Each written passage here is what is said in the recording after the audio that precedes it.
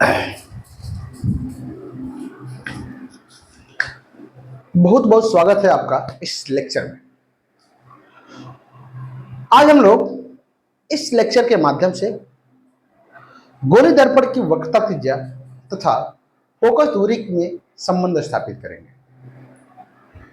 दरअसल हम लोगों को पीछे पढ़ा है कि गोली दर्पण दो प्रकार के होते हैं, एक अवतल दर्पण होता है, एक उत्तल दर्पण होता है। और गोली दर्पण जिस खोखले गोले का कटा हुआ भाग होता है, उस खोखले गोले का केंद्र गोली दर्पण का वक्रता केंद्र कहलाता है तथा जिस उस खोखले गोले की वक्रता त्रिज्या हमारे उत्तल दर्पण या अवतल दर्पण की वक्रता त्रिज्या कहलाती है। ये बात हम लोग को पता है। और जब कोई प्रकाश किरण मुख्य अक्ष के समांतर गोली दर्पण पर आपतित होती है तो वो परावर्तन के पश्चात मुख्य अक्ष से जाती है। ये दो घटनाएं हम लोग जानते हैं। तो इसी संबंध को लेकर के आज हम लोग वक्रता त्रिज्या तथा फोकस दूरी में संबंध अवतल दर्पण और उत्तल दर्पण, इन दोनों दर्पणों के लिए 1 बाय 1 हम लोग याद करेंगे। देखिए, दरअसल बात एक ये है, हम लोग क्लास 10 में पढ़ रखे हैं। क्लास 10 में हम लोगों ने पढ़ा है वक्रता त्रिज्या बराबर होता है, क्लास 10 में हम लोगों ने पढ़ रखा है। क्या पढ़ रखा भाई?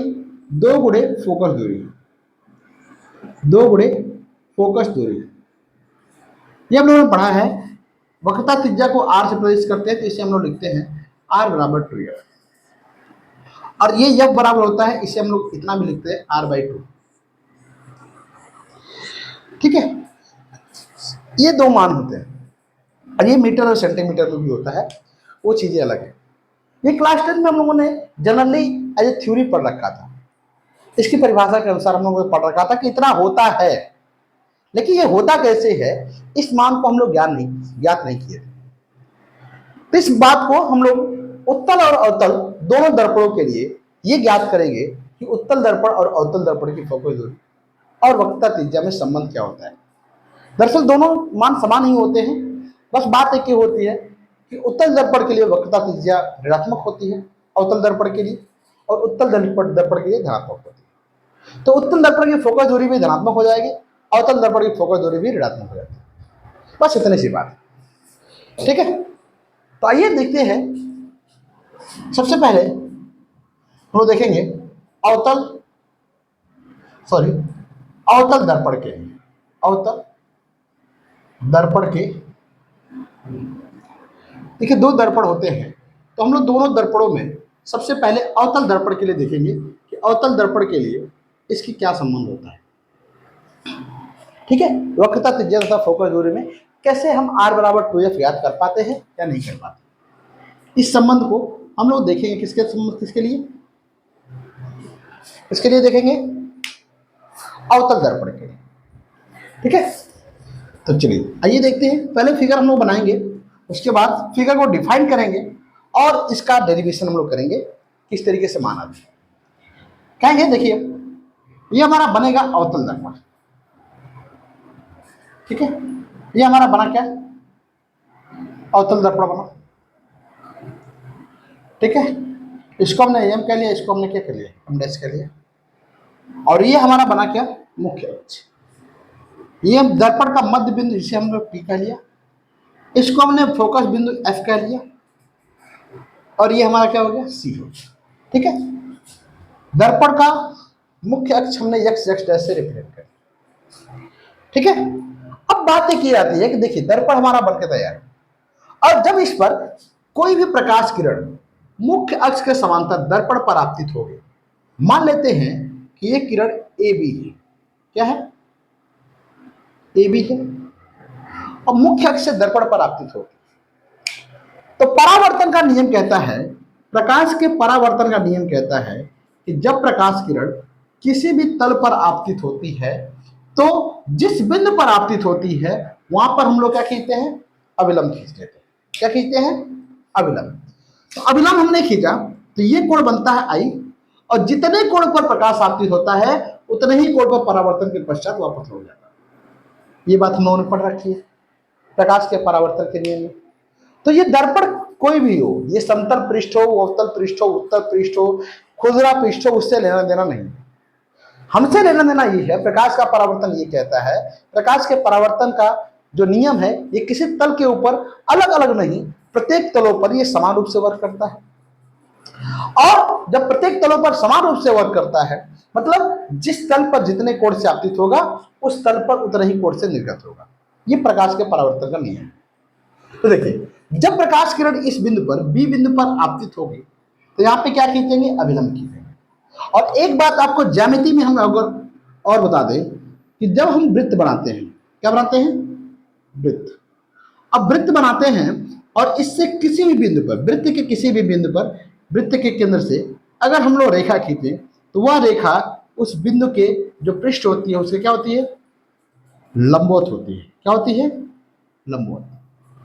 तो अगर हम लोग वक्रता केंद्र जो होता है इस दर्पण का ही केंद्र है, और इससे अगर दर्पण के बी बिंदु पर जहां पर प्रकाश किरण आपतित हो रही है, अगर इस पर हम लोग एक रेखा खींचते हैं तो यह रेखा दर्पण इस बिंदु पर अभिलंब होगी और आपतन कोण हमारा बनेगा, कितना बनेगा, आई। और दूसरी चीज हम लोग जानते हैं कि जब प्रकाश किरण मुख्य अक्ष के समांतर, जब प्रकाश किरण मुख्य अक्ष के समांतर दर्पण पर आपतित होती है, गोली दर्पण पर, तो वह परावर्तन के पश्चात मुख्य फोकस से जाती हुई प्रतीत होती है या मुख्य फोकस से जाती है। तो यहां पर प्रकाश के परावर्तन के लिए, प्रकाश के किरण आरेख के द्वारा हम इसके नियम को बखूबी फॉलो करेंगे।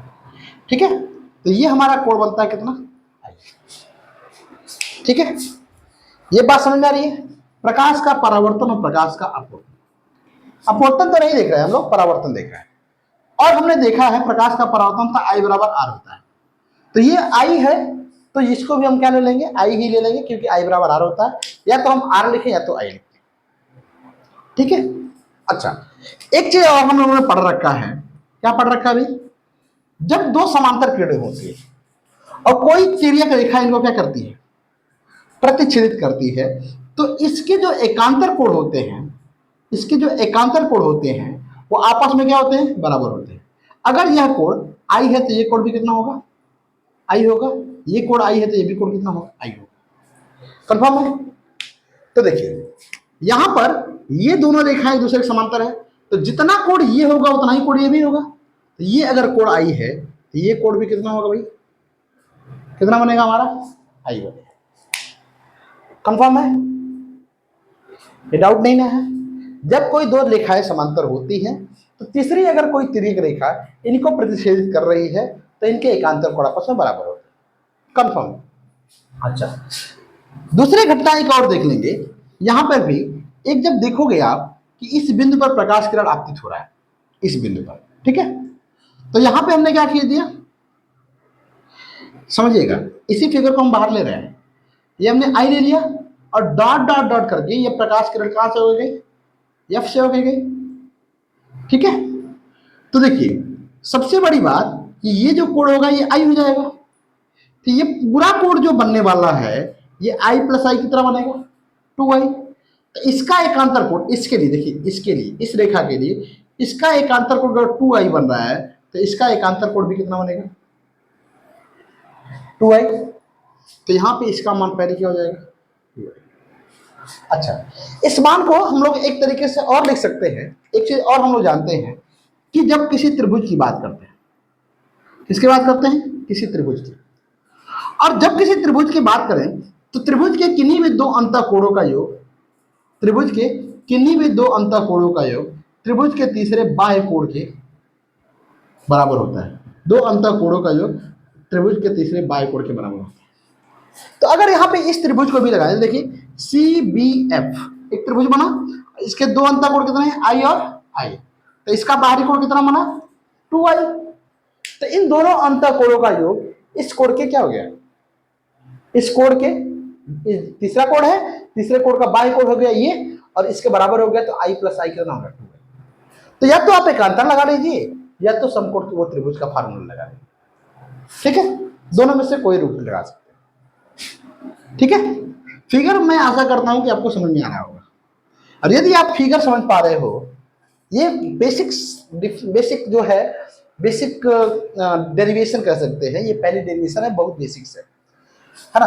और प्रकाश में जब हम लोग पढ़ेंगे तो ऐसे बहुत सारे डिफिनेशन पढ़ते रहेंगे, ठीक है। ये हमारा पी डैश बन जाएगा। तो इसकी रचना हम लोग देखेंगे, कहेंगे माना एक अवतल दर्पण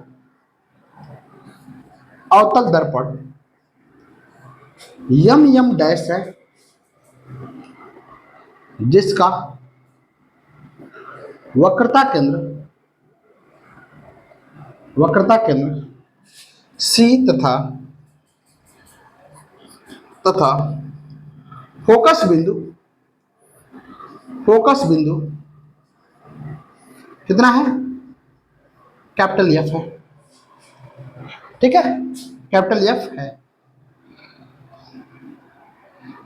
एवं पी दर्पण का ध्रुव है। दर्पण का ध्रुव है, ध्रुव मतलब पोल, वैसे कह सकते हैं, ध्रुव है, ठीक है। दर्पण पर ए बी प्रकाश किरण मुख्य अक्ष के समांतर, देखिए मुख्य अक्ष के समांतर है, तो कहेंगे मुख्य अक्ष के समांतर दर्पण पर आपतित होती है। दर्पण के बी बिंदु पर, किस बिंदु पर, बी बिंदु पर आपतित होती है, बिंदु पर आपतित होती है, आपतित होती है, किस बिंदु पर आपतित होती है, बी बिंदु पर, जहां जहां वक्रता केंद्र से, देखिए वक्रता केंद्र से क्या खींचा गया है, अविलंब यन, तो कहेंगे वक्रता केंद्र से अविलंब यन खींचा गया है, जिससे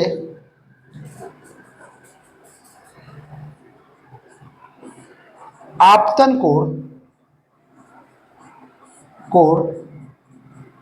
आई एवं परावर्तन कोण आई बराबर आर लिख लेंगे, ठीक है, दोनों लिख सकते हैं, आर है, तथा एकांतर कोण के अनुसार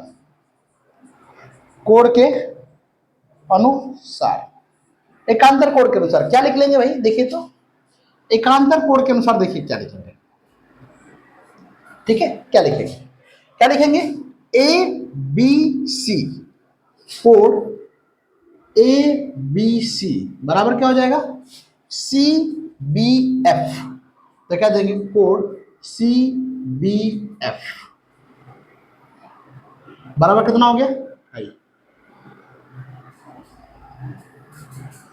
एवं यहीं पे आगे लिख लेते हैं, एवं दूसरा एक अंतर कोण अभी हमने कहा कि ए बी एफ कितना होगा, आई और आई कितना हो जाएगा, 2i, तो कहेंगे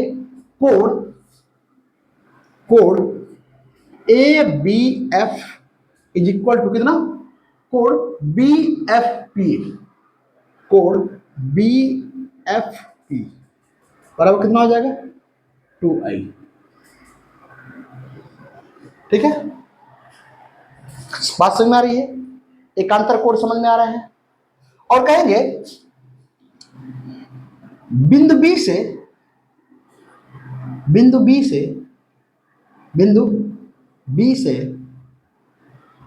दर्पण के मुख्य अक्ष पर लंब लंब बी पी डैश डाला गया है जिसके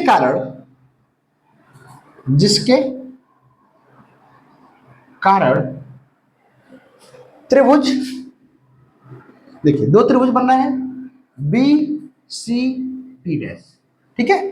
तो इसको इसलिए नहीं लेंगे क्योंकि हमारा समकोण त्रिभुज बन रहा है, तो हम इसे लिखें त्रिभुज सी पी डैश बी, त्रिभुज सी पी डैश बी तथा त्रिभुज क्या, F P dash B, F P dash B का निर्माण होता है,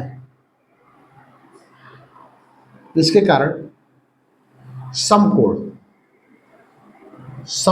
त्रिभुज का निर्माण होता है, ठीक है। इसका निर्माण हो रहा है तो कहेंगे समकोण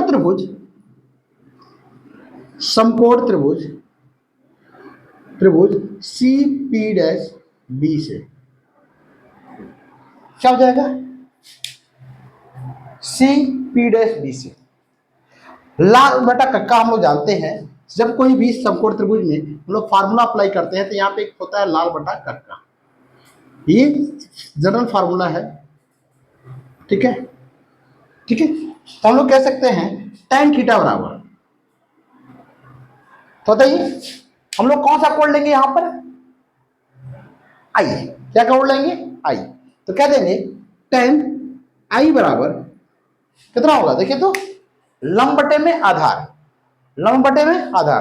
यहां पे लंब कितना है बी पी डैश, आधार कितना है सी पी डैश, तो कहेंगे बी पी डैश अपान सी पी डैश, ठीक है। समीकरण नंबर 1 कहेंगे समकोण त्रिभुज ठीक है एफ पी डैश बी से क्या हो जाएगा, same to same tan 2i, क्योंकि यहां पे आप कोण कितना है 2i है ना, यहाँ पे i था तो यहाँ पे कितना हो गया 2i, और लंब वही रहने वाला है, आधार हमारा बदल जाएगा एफ पी डैश हो जाएगा, तो कहेंगे बी पी डैश अपान कितना एफ पी डैश, समीकरण नंबर 2, ठीक है। और यहां पर कह लेंगे, देखिए ये जो हमारी फोकस दूरी होती है इसको हम लोग जानते हैं कि कितना होता है स्मॉल एफ, और जो हमारी वक्रता त्रिज्या होती है कितनी होती है कैपिटल आर, ये हम लोग को पता है। कहेंगे यदि आपतित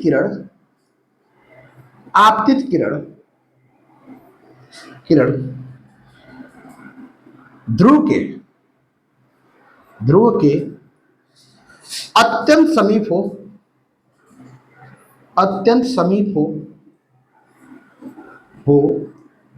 तो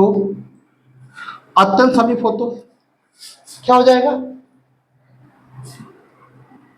आई tan टू 0, आई का मान लगभग 0 के बराबर हो जाएगा, तो क्या देंगे तथा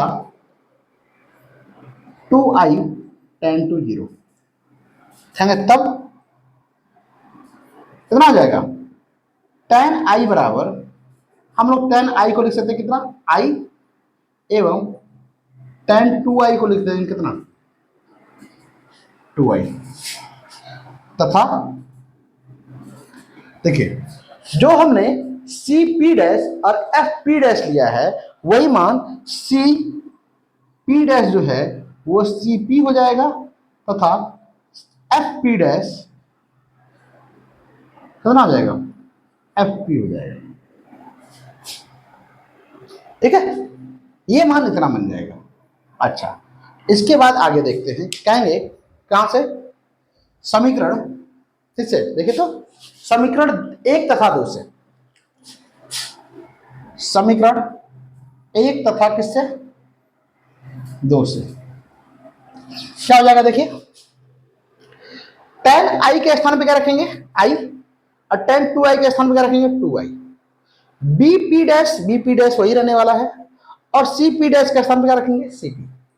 तो कहेंगे i बराबर bp डैश अपॉन cp समीकरण नंबर 3 एवं 2i बराबर bp डैश बट्टे में f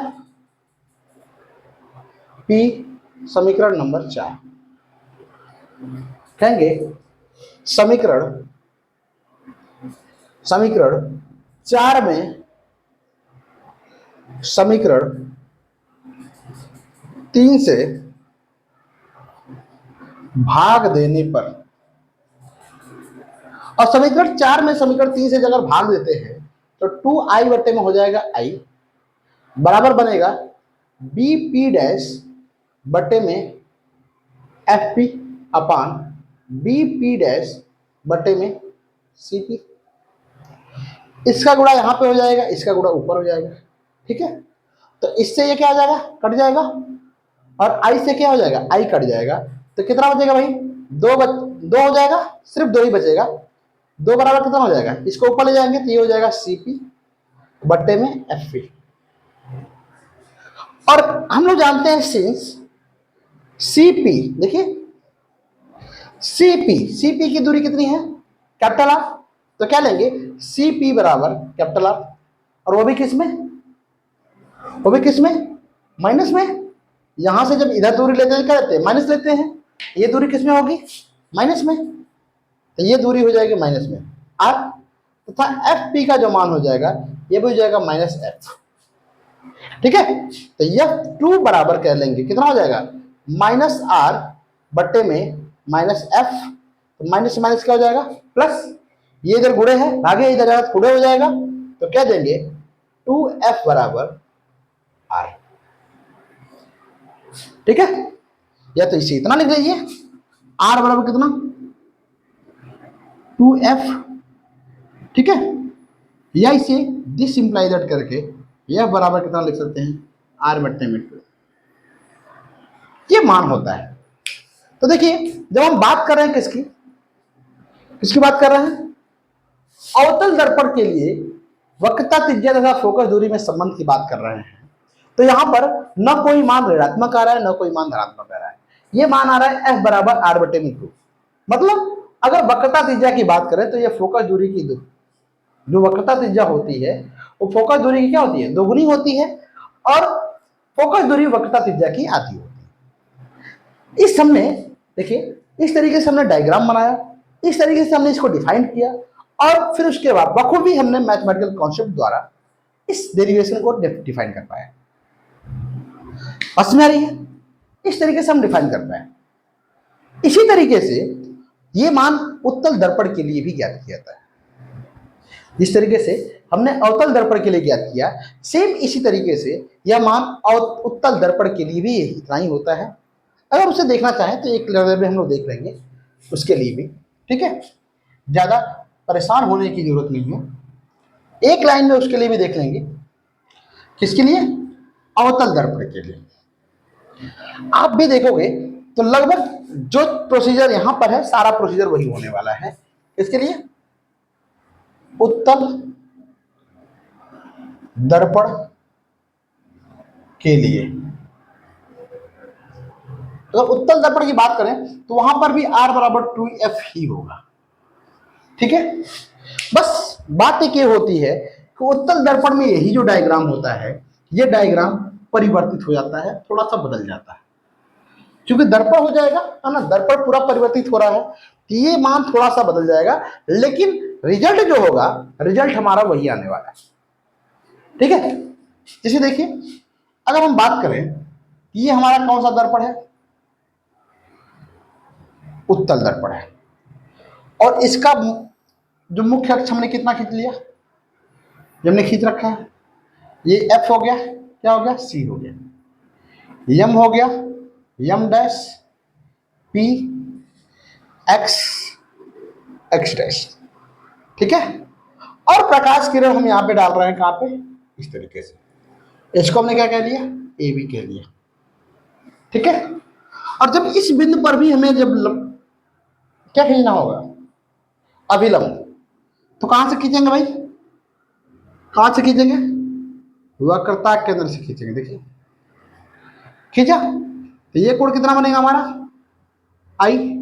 तो ये कोण भी कितना बन जाएगा? आई, एकांतर कोण से। और प्रकाश परावर्तन के पश्चात इधर जाएगी, देखिए तो ये कोण कितना बन जाएगा? ये भी आई बन जाएगा। ठीक है, ये भी कोण कितना बनेगा? आई। और इसको जब डॉट डॉट डॉट करके, ये जब डॉट डॉट डॉट करके हम पीछे की तरफ मिलाएंगे, ये कहां बनेगा भाई? एफ पर। तो देखिए ये जो पूरा कोण होगा इसका कितना कहलाएगा? पूरा एकांतर कोण 2i हो जाएगा। ठीक है, और यहां से डॉट डॉट डॉट करके जब यहां पर हम लंब डालेंगे तो ये हो जाएगा p डैश। देखिए सारी चीजें लगभग वही आ रही है जिस तरीके से हमने अवतल दर्पण में किया था, सेम टू सेम सारी चीजें उत्तल दर्पण में भी वही आ रही है। ठीक है, तो फिर वही कह लेंगे, माना कोई एम डैश उत्तल दर्पण है, उत्तल दर्पण है, इसकी वक्रता त्रिज्या r मान लेंगे, फोकस दूरी कितना मान लेंगे? इस मान लिया। ठीक है, दर्पण एम डैश है जिसका वक्रता केंद्र, वक्रता केंद्र कितना है? c, तथा नॉर्मल हम ले लेंगे n, है ना, तथा फोकस बिंदु, फोकस बिंदु कितना है? f है। कहेंगे दर्पण पर मुख्य अक्ष के समांतर, अक्ष के समांतर ए बी प्रकाश किरण, प्रकाश किरण आपतित होती है, आपतित होती है, जो परावर्तन के पश्चात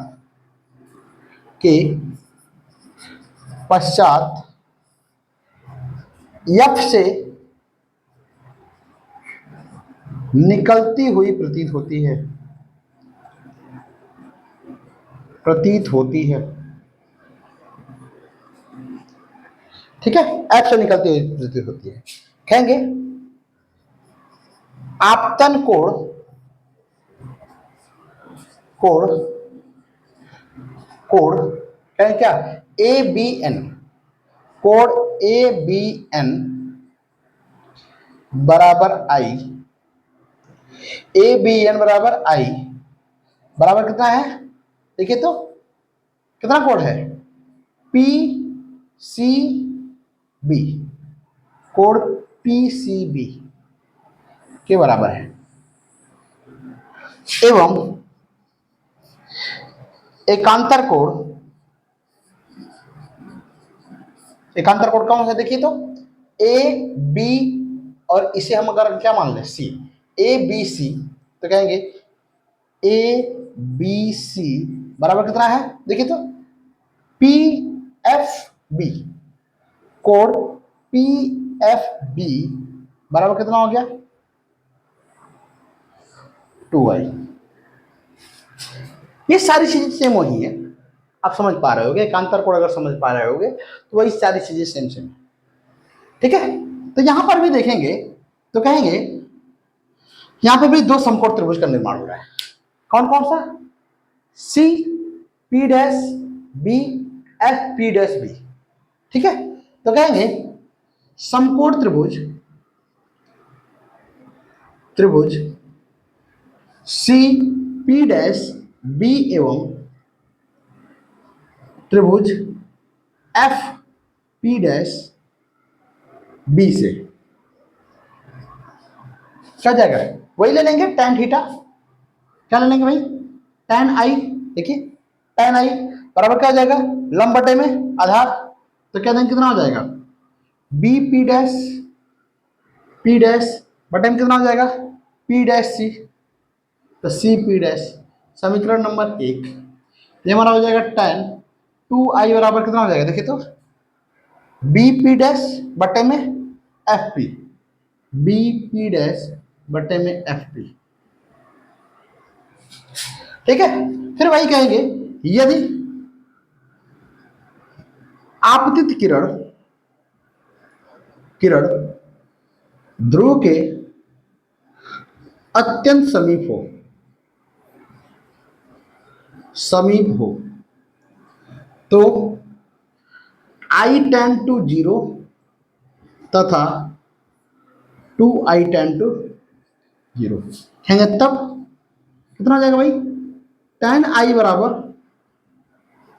I और tan 2I बराबर कितना 2I।